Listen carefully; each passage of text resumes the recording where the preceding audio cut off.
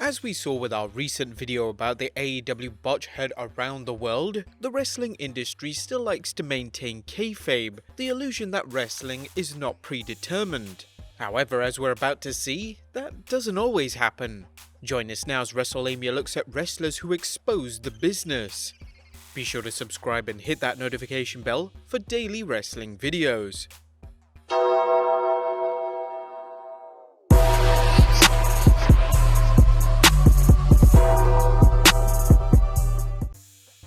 Number 1. The 1930s Newspaper Expose.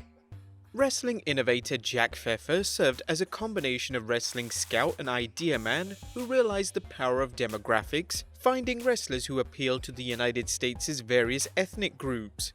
Pfeffer worked alongside New York promoter Jack Curley, and despite the onset of the Great Depression, wrestling proved popular and financially lucrative. However, when Curley and other promoters decided to take Pfeffer out of the equation, he sought revenge. According to Tim Hornbaker's book National Wrestling Alliance, The Monopoly That Strangled Professional Wrestling, speaking to the New York Daily Mirror sports writer Dan Parker, Pfeffer explained the trade secrets of grappling, breaking the unspoken rules, and finally giving weight to the perception that it was all fakery. The public, while not entirely surprised by the news, found Pfeffer's diatribe deplorable, and pro wrestling suffered at the box office as a result. Pfeffer continued promoting wrestling, focusing on its entertainment elements, and eventually helping it evolve into the form thought of today. We guess Pfeffer was promoting it as sports entertainment long before Vince McMahon did. Number 2. 4 wrestlers threatened to expose it in the 1970s. In 1979, wrestlers Ron Garvin, Boris Malenko, Bob Orton Jr. and Bob Roop produced a video where they acknowledged that professional wrestling is a work. Former Olympic wrestler Bob Roop led the group, who each admitted wrestling's predetermined nature. Roop ended the video promising to expose wrestling's many problems, including its lack of benefits for wrestlers, which he claimed was billions made by promoters, the prostitution of wrestlers, drug abuse in wrestling, and much more. Around this time, Roop and his 3 colleagues had walked out on promoter Ron Fuller, accusing him of shortchanging them on payouts. The quarrelsome quartet formed their own wrestling promotion and faced stiff opposition from the National Wrestling Alliance, which sought to crush their so-called outlaw promotion. While the details are sketchy, it's believed the 4 made the video as a means of preventing NWA promoters from blackballing them later in their careers.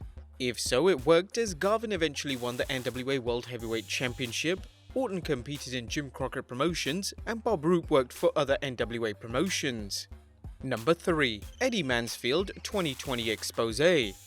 Eddie Mansfield wrestled in the territories for about 6 years, including a run in championship wrestling from Florida, where he held the promotion's television championship. Working as the Continental Lover, Mansfield's heel performance got him over, that is until he complained about the industry's lack of benefits, such as health insurance, he claims was blacklisted by promoters. In 1985, Mansfield appeared on ABC's new program 2020, explaining to reporter John Stossel how wrestlers perform moves such as body slams, punches, shoulder tackles, and more. Mansfield finished things off by showing the fine art of blading, cutting his forehead in front of the television camera.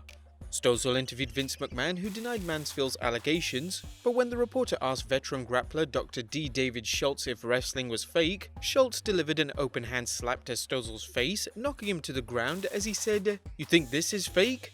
Stossel got back up, only for Schultz to repeat the maneuver, knocking him down again. Stossel sued, eventually obtaining $425,000 settlement from the WWF. Number 4. Jim Wilson's Chokehold book. Eddie Mansfield wasn't the only wrestler interviewed during Stossel's expose, with grappler Jim Wilson acknowledging that wrestling is predetermined.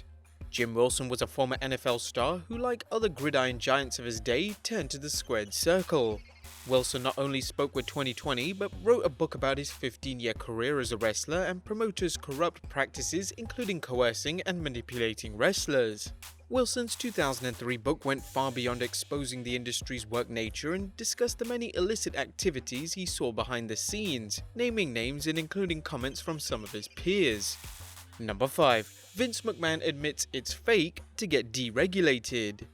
For years, promoters maintained the illusion that professional wrestling is a legitimate sporting event, and because of this, they were subject to regulation by state athletic commissions.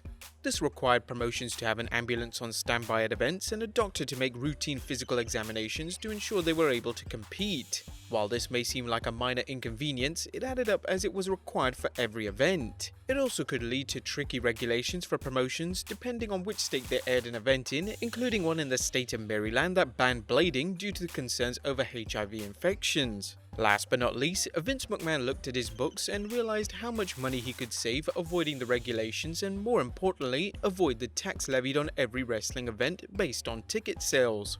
However, this meant admitting that wrestling was predetermined and not a legitimate sporting event. Ultimately, the WWE spent a reported $400,000 in lobby to get wrestling deregulated, and on 10th February 1989, Vince did the unthinkable, testifying to the state of New Jersey Senate that wrestling was an activity in which participants struggle hand in hand primarily for the purpose of providing entertainment to spectators rather than conducting a bona fide athletic contest. Other promoters cried bloody murder, but the move saved the WWE some serious bucks, and according to a 2014 article in The Independent, the death of Kayfabe actually led to the rise of independent promotions, as many promoters can now afford to put on shows without having to pay for licenses and the other red tape that had held them back. Out of this new world of independent promotions would come Extreme Championship Wrestling out of Philadelphia, whose wild shows would revolutionize this sport of professional wrestling. Number 6. Jim Duggan and the Iron Sheik. Once upon a time, promoters had certain rules designated to maintain the illusion that wrestling was real and to convince the general public that opponents legitimately despised each other. There were obvious examples such as heels having their own dressing room and babyfaces having another. This extended outside the arena too, as promoters often declared that heels could not be seen in public with babyfaces. Those who violated this rule could find themselves out of work, a testament to how serious this was enforced. Wrestlers Hacksaw Jim Duggan, who portrayed a patriotic babyface, and the Iron Sheik, an Iranian defector who portrayed a malevolent anti-American heel, learned this the hard way when they were arrested while traveling together, despite working a heated feud against each other. According to an Associated Press article, Duggan and the Sheik were pulled over when a state trooper spotted Hacksaw drinking beer. According to the police, Duggan was charged with possession of less than 25 grams of marijuana and having open alcohol in his car, said State Police Lieutenant Thomas Gallagher. Vaziri was charged with possession of less than 25 grams of marijuana and possession of cocaine, which is an indictable offense, he said. Vince McMahon promptly fired both superstars for exposing the business, and while both wrestlers eventually returned, Duggan believes his WWF career was never the same again. In an interview with Pro Wrestling Torch, Hacksaw revealed, "I don't think I ever regained the momentum I have had before the arrest with the Iron Sheik. I think I was on the fast track before the arrest. I think I would have been world champion, intercontinental, or tag team champion. I never regained the momentum. I think for a lot of guys it would have totally crushed their career. But I was lucky enough to survive it and actually thrive from the arrest." Number 7. Koji Kitao proclaims wrestling is fake after a match.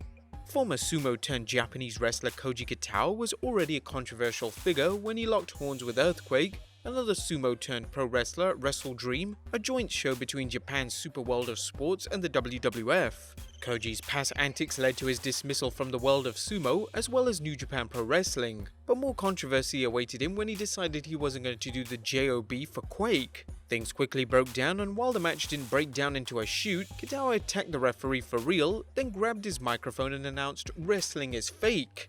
Incredibly, Kitao would work in other wrestling promotions and had a brief career in MMA. Number 8. The Curtain Call.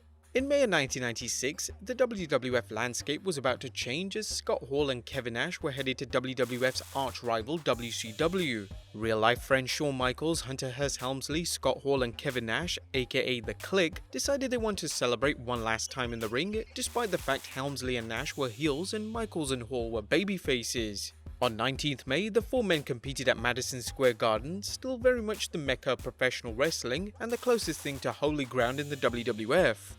Triple H defeated Scott Hall, and after the match, Hall tried to say goodbye to the fans, only to have his microphone cut off.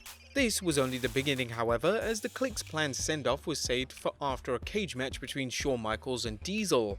The match saw the Heartbreak Kid get the win over Diesel with a super kick, but then fans saw something straight out of Snow White and the Seven Dwarfs as Michaels revived Diesel with a kiss. Soon, Scott Hall and Triple H were in the ring, hugging one another despite having pummeled each other earlier in the evening as enemies. The quartet proceeded to climb the corners of the cage, posing for the audience and exposing the business. The incident was captured on video by one fan, and while YouTube was still years away, word of what became known as the curtain call spread like proverbial wildfire on the internet. While it's still disputed whether Vince McMahon gave the Clique permission to bid adieu to the fans, the WWF's head honcho felt he had to discipline someone or risk losing control of the locker room. Triple H came close to being fired, but instead saw his push abandoned and he had to work his way back up into the roster. For a more detailed look at the curtain call, check out our Behind the Titantron episode documenting the event and the fallout from it. Number 9. Exposed: Pro Wrestling's Greatest Secrets. First aired on NBC television in 1998, Exposed: Pro Wrestling's Greatest Secrets did what it said on the tin, as 8 real-life professional wrestlers who wore masks and worked under false names to conceal their true identities exposed the business, exposing various moves and its work nature.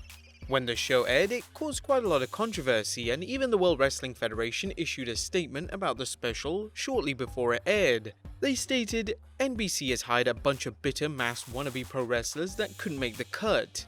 They went on to mention that the real secret to professional wrestling was all of the WWF superstars sacrificing their body and soul to entertain the fans. Some of these masked wrestlers included Adam Pearce, Pitbull 1 and 2, Michael Modest, and Christopher Daniels. They even had Harley Race play the booker. However, the wrestlers involved believed that they were misled into the nature of the show, as they only discovered what the premise was after they had signed their contracts. He also went on to mention that wrestlers weren't afraid of their identity being exposed, but that NBC officials made them wear the mask. And number 10, Beyond the Mat. By 1999, Kayfabe was unraveling as the growth of the internet meant more fans had access to behind-the-scenes details. Still, Barry Blaustein's documentary Beyond the Mat took a detailed look at the lives of successful wrestlers Mick Foley, Terry Funk and Jake the Snake Roberts, showcasing the wear and tear not only on the wrestlers' bodies, but on their physiques and lives of those around them. Blaustein also interviewed wrestlers who were still looking to hit the big time. The film was a frank look at what drove wrestlers to brutalize their bodies in and out of the ring, including Mick Foley's penchant for sick bumps, Terry Funk's refusal to retire, and Jake Roberts' horrifying drug addiction.